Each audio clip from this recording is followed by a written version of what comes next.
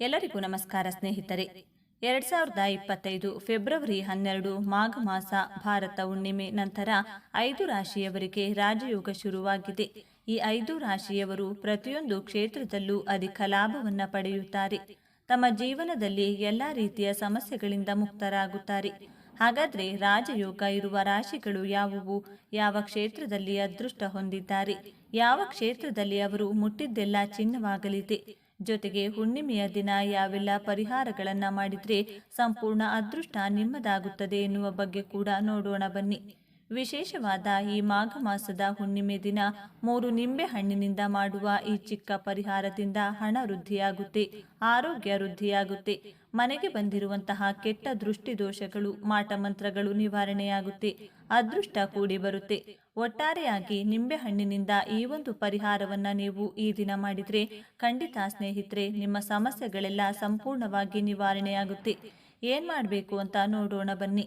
ಅದಕ್ಕೂ ಮುಂಚೆ ನೀವಿನ್ನು ಚಾನಲ್ಗೆ ಸಬ್ಸ್ಕ್ರೈಬ್ ಆಗಿಲ್ಲ ಅಂದರೆ ಈಗಲೇ ಸಬ್ಸ್ಕ್ರೈಬ್ ಆಗಿ, ಹಾಗೆ ವಿಡಿಯೋಗೆ ಲೈಕ್ ಮಾಡಿ, ವಿಡಿಯೋ ಸ್ಕಿಪ್ ಮಾಡದೆ ಕೊನೆ ತನಕ ನೋಡಿ. ವೃಷಭ ರಾಶಿ. ವೃಷಭ ರಾಶಿಯವರಿಗೆ ರಾಜಯೋಗವಿದೆ. ವೃಷಭ ರಾಶಿಯವರು ಅದೃಷ್ಟದ ಪಟ್ಟಿಯಲ್ಲಿದ್ದಾರೆ. ಹುಣ್ಣಿಮೆಯ ನಂತರ ವೃಷಭ ರಾಶಿಯವರ ಮನೆಗೆ ಅದೃಷ್ಟ ಲಕ್ಷ್ಮಿ ಪ್ರವೇಶ ಮಾಡುತ್ತಾಳೆ. ಆರೋಗ್ಯ ಸಮಸ್ಯೆ, ನಕಾರಾತ್ಮಕ ಶಕ್ತಿ ಇದ್ರೆ ಮನೆಯಲ್ಲಿ ಯಾವುದೇ ರೀತಿಯ ಏಳಿಗೆ ಕಂಡು ಬರುವುದಿಲ್ಲ. ಅಂದ್ರೆ ಇದರಿಂದ ಮುಕ್ತರಾಗುವಿರಿ. ಮನೆಯಲ್ಲಿ ಹಣ ತುಂಬಿರಲಿದೆ. ಆರ್ಥಿಕ ಜೀವನ ಅಚ್ಚರಿ ಮೂಡಿಸುವಂತೆ ಬದಲಾಗಲಿದೆ. ಇದಕ್ಕೆ ನೀವು ಕೆಲ ಪರಿಹಾರಗಳನ್ನ ಪಾಲಿಸಬೇಕು.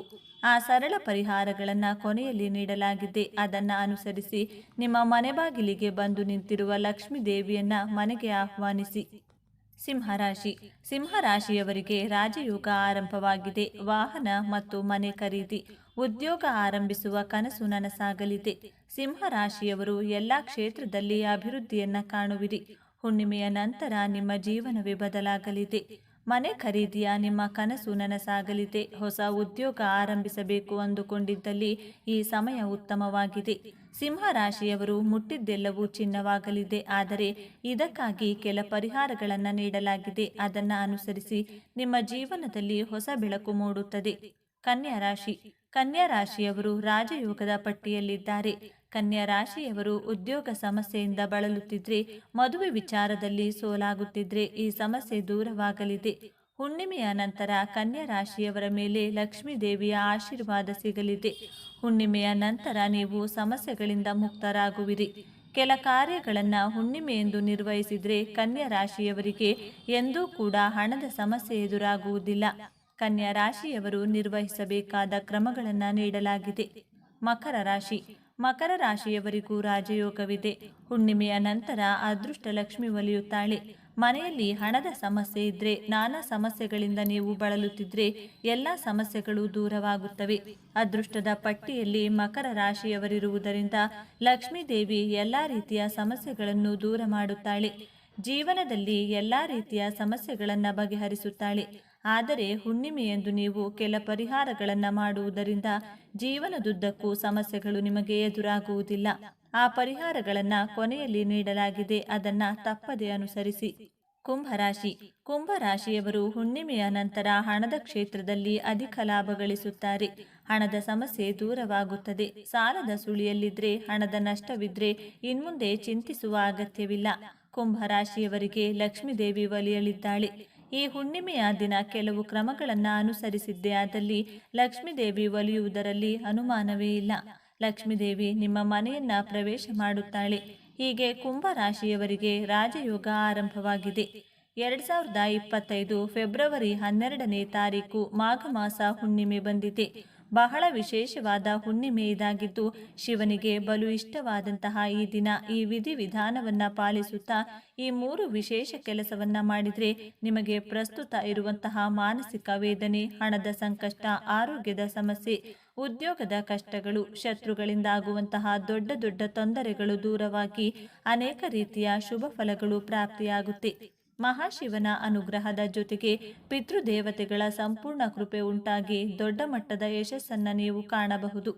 ಈ ಮಾಘ ಮಾಸ ಹುಣ್ಣಿಮೆಯ ದಿನದಂದು ಶಿವ ಪಾರ್ವತಿಯರಿಗೆ ಸಂಬಂಧಪಟ್ಟಂತ ಪರಿಹಾರಗಳನ್ನು, ಪೂಜೆಗಳನ್ನು, ಅನುಷ್ಠಾನಗಳನ್ನು ಮಾಡಿಕೊಳ್ಳಲು ತುಂಬಾ ಶ್ರೇಷ್ಠ ದಿನ ಅಂತ ಹೇಳ್ಬೋದು.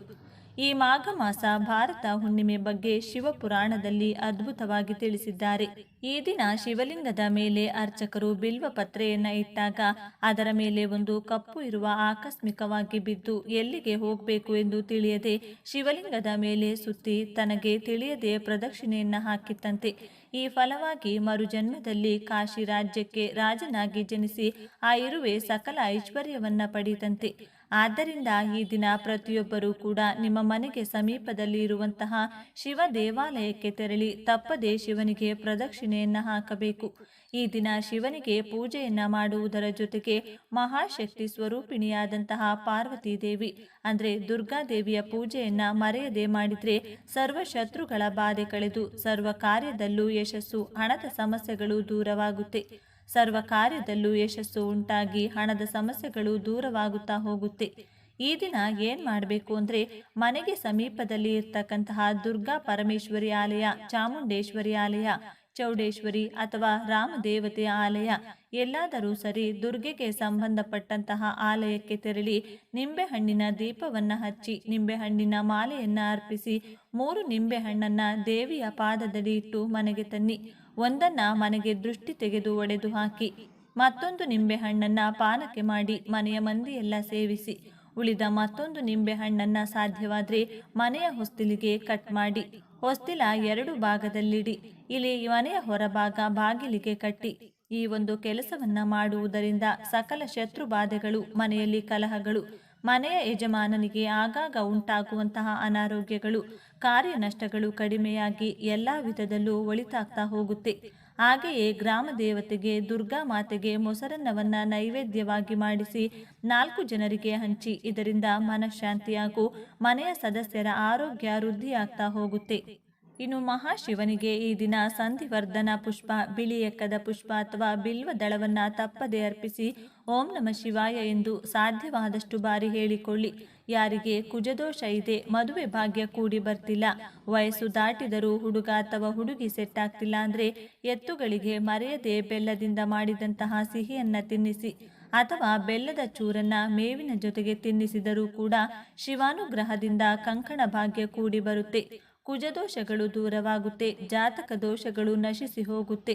ಇನ್ನು ಪ್ರಸ್ತುತ ಕಾಲದಲ್ಲಿ ಎಲ್ಲರಿಗೂ ಇರುವಂತಹ ಅತಿ ಮುಖ್ಯ ಸಮಸ್ಯೆ ಅಂದ್ರೆ ಅದು ಹಣಕಾಸಿನ ಸಮಸ್ಯೆ. ಎರಡನೆಯದು ಶತ್ರುಬಾಧೆ. ಈ 2 ಪ್ರಮುಖ ಸಮಸ್ಯೆಗಳು ಈ ಹುಣ್ಣಿಮೆ ಶಕ್ತಿಯಿಂದ ದೂರವಾಗಲು ದೇವಿಯ ಆರಾಧನೆಯನ್ನ ಮಾಡಿಕೊಳ್ಬೇಕು. ದೇವಿಯ ವಿಶೇಷ ಮಂತ್ರವನ್ನ ಪಠಿಸಿ ಈ ರೀತಿ ಪ್ರಾರ್ಥನೆಯನ್ನ ಮಾಡಿಕೊಳ್ಳಬೇಕು. ಓಂ ಹ್ರೀಂ ಅಷ್ಟಮಹಾಲಕ್ಷ್ಮೀ ನಮಃ ಎಂದು ಸಾಧ್ಯವಾದಷ್ಟು ಬಾರಿ ಹೇಳಿಕೊಂಡು ಹಣದ ಸಂಕಷ್ಟ ಕಳೆಯಲು ಮುಖ್ಯವಾಗಿ ಬೇಕಾಗಿರುವುದು ನೆಮ್ಮದಿ ಹಾಗೂ ಯಶಸ್ಸು. ಆ ಯಶಸ್ಸನ್ನ ನೀಡು ತಾಯಿ, ನಮಗಿರುವಂತಹ ಸರ್ವ ಶತ್ರುಗಳ ಬಾಧೆಯನ್ನ ದೂರ ಮಾಡು ತಾಯಿ, ಶತ್ರುಗಳನ್ನ ಚೆನ್ನಾಗಿಡು, ಅವರೂ ಚೆನ್ನಾಗಿದ್ದು ನಮ್ಮ ತಂಟೆಗೆ ಬಾರದಂತೆ ಮಾಡುವಂತ ಕೈ ಮುಗಿದುಕೊಳ್ಳಬೇಕು. ವಿಶೇಷವಾಗಿ ಪ್ರಾರ್ಥನೆಯನ್ನ ಮಾಡಿಕೊಳ್ಳಿ. ಇದರಿಂದ ಹಣದ ಸಮಸ್ಯೆ, ಶತ್ರುಗಳ ಸಮಸ್ಯೆ ಕಳೆಯುವುದಷ್ಟೇ ಅಲ್ಲದೆ ನಿಮ್ಮ ಮನೆಗೆ, ಕುಟುಂಬದ ಸದಸ್ಯರಿಗೆ ಮಾಟ ಮಂತ್ರ, ದುಷ್ಟಶಕ್ತಿಗಳ ಕಾಟ ಕೆಲಸ ಮಾಡದಂತೆ ಆ ದೇವಿಯೇ ರಕ್ಷಣೆಯಾಗಿ ನಿಲ್ಲುತ್ತಾಳೆ. ನಂತರ ಪಕ್ಷಿ ಪ್ರಾಣಿಗಳಿಗೆ ಆಹಾರವನ್ನ ಹಾಕಿ ಪಿತೃಗಳ ಹೆಸರನ್ನ ಹೇಳ್ತಾ ನಮಸ್ಕಾರವನ್ನ ಮಾಡಿಕೊಳ್ಳಬೇಕು. ಯಾರಿಗಾದರೂ ಒಂದು ದಿನಕ್ಕೆ ಆಗುವಂತಹ ಊಟದ ರೇಷನ್ನನ್ನ ಅಂದ್ರೆ ಸ್ವಯಂ ಪಾಕದ ರೀತಿ ನೀಡಿದ್ರೂ ಪಿತೃಗಳು ಸಂತೃಪ್ತರಾಗುತ್ತಾರೆ. ಪಿತೃಗಳ ಕೃಪೆಯಿಂದ ವಂಶದ ಅಭಿವೃದ್ಧಿ ಅನ್ನೋದು ಆಗ್ತಾ ಹೋಗುತ್ತೆ. ಈ ಹುಣ್ಣಿಮೆ ದಿನ ಮರೆಯದೆ ಶಿವನ ದೇಗುಲದಲ್ಲಿ ಪ್ರದಕ್ಷಿಣೆಯನ್ನ ಮಾಡಿ, ಅದರಲ್ಲೂ ಚಂಡಿ ಪ್ರದಕ್ಷಿಣೆಯನ್ನ ಮಾಡಿದ್ರೆ ತುಂಬಾ ಒಳ್ಳೆಯದು. ಹಾಗೆಯೇ ಈ ಒಂದು ಹುಣ್ಣಿಮೆ ಮತ್ತೊಂದು ಪ್ರತ್ಯೇಕತೆ ಏನೆಂದ್ರೆ ನವಗ್ರಹಗಳಲ್ಲಿ ಚಂದ್ರನಿಗೆ ಒಮ್ಮೆ ಚರ್ಮದ ಸಮಸ್ಯೆ ಬಂದಾಗ, ಆರೋಗ್ಯದ ಸಮಸ್ಯೆ ಬಂದಾಗ ಮಹಾಶಿವನಿಗೆ ಈ ಹುಣ್ಣಿಮೆ ದಿನ ಗೋವಿನ ಹಾಲು ಹಾಗೂ ಮೊಸರಿನಿಂದ ಅಭಿಷೇಕವನ್ನ ಮಾಡಿ ಆ ಅನಾರೋಗ್ಯ ಸಮಸ್ಯೆಯಿಂದ ಮುಕ್ತಿ ಪಡೆದಿದ್ದನಂತೆ. ಆದ್ದರಿಂದ ಈ ಒಂದು ಹುಣ್ಣಿಮೆಯ ದಿನ ಯಾವ ಶಿವಲಿಂಗವಾದರೂ ಸರಿ ಹಾಲು ಹಾಗೂ ಮೊಸರಿನಿಂದ ಅಭಿಷೇಕವನ್ನ ಮಾಡಿದ್ರೆ ದೀರ್ಘಕಾಲದ ಅನಾರೋಗ್ಯದ ಸಮಸ್ಯೆಯಿಂದ ಮುಕ್ತಿ ಹೊಂದಬಹುದು. ಶಿವನ ಕೃಪೆಯಿಂದ ಆರೋಗ್ಯ ವೃದ್ಧಿಯಾಗುತ್ತೆ, ಆರೋಗ್ಯ ಸದಾಕಾಲ ಚೆನ್ನಾಗಿರುತ್ತೆ. ಜೊತೆಗೆ ಈ 3 ನಾಮಗಳನ್ನ ಹೇಳಿಕೊಳ್ಳಿ ಶಿವಲಿಂಗಕ್ಕೆ ಅಭಿಷೇಕವನ್ನ ಮಾಡಿರುವುದಾಗುವುದು ಅಥವಾ ಅಭಿಷೇಕವನ್ನ ಮಾಡಿಸೋದಾಗಿರಬಹುದು, ಮಾಡಿಕೊಳ್ಳಬಹುದು. ಇಲ್ಲ ಅಭಿಷೇಕವನ್ನ ಮಾಡಲು ಅಥವಾ ಮಾಡಿಸಲು ಸಾಧ್ಯವಿಲ್ಲ ಅನ್ನೋದಾದ್ರೂ ಕೂಡ ಈ 3 ನಾಮಗಳನ್ನ ಹೇಳಿಕೊಂಡ್ರೆ ಅದ್ಭುತವಾದಂತಹ ಫಲಪ್ರಾಪ್ತಿಯಾಗುತ್ತೆ. ದೀರ್ಘಕಾಲದ ಅನಾರೋಗ್ಯದ ಸಮಸ್ಯೆಗಳು ಕಳೆದು ಶಿವಾನುಗ್ರಹಕ್ಕೆ ಪಾತ್ರರಾಗಬಹುದು. ಈ 3 ನಾಮಗಳು ಯಾವುವು ಅಂತ ನೋಡೋದಾದ್ರೆ ಬಿಲಾಂಬಿಕೇಶ, ವೈದ್ಯೇಶ, ಭವರೋಗ ಹರೇ ತಿಜ. ಮತ್ತೊಮ್ಮೆ ಹೇಳಿ, ಬಾಲಾಂಬಿಕೇಶ, ವೈದ್ಯೇಶ, ಭವರೋಗ ಹರೇ ತಿಜ. ಈ 3 ನಾಮವನ್ನ ಹೇಳ್ಕೊಂಡು ಈ ದಿನ ತಪ್ಪದೆ ಶಿವನಿಗೆ ನಮಸ್ಕಾರವನ್ನ ಮಾಡಿಕೊಳ್ಳಿ. ನೋಡಿದ್ರಲ್ಲ, ಮಾಘ ಮಾಸದ ಹುಣ್ಣಿಮೆಯ ದಿನ ಯಾವೆಲ್ಲ ವಿಧಿವಿಧಾನವನ್ನ ಪಾಲಿಸಬೇಕು ಅಂತ ಇವತ್ತಿನ ಈ ವಿಡಿಯೋದಲ್ಲಿ ತಿಳಿಸಿಕೊಟ್ಟಿದ್ದೇವೆ. ಈ ಮಾಹಿತಿ ನಿಮಗೆ ಇಷ್ಟ ಆದರೆ ತಪ್ಪದೆ ಈ ವಿಡಿಯೋನ ಪ್ರತಿಯೊಬ್ಬರಿಗೂ ಕೂಡ ಶೇರ್ ಮಾಡಿ. ಎಲ್ಲರೂ ಭಕ್ತಿಯಿಂದ ಓಂ ನಮಃ ಶಿವಾಯ ಅಂತ ಕಮೆಂಟ್ ಮಾಡಿ. ಧನ್ಯವಾದಗಳು.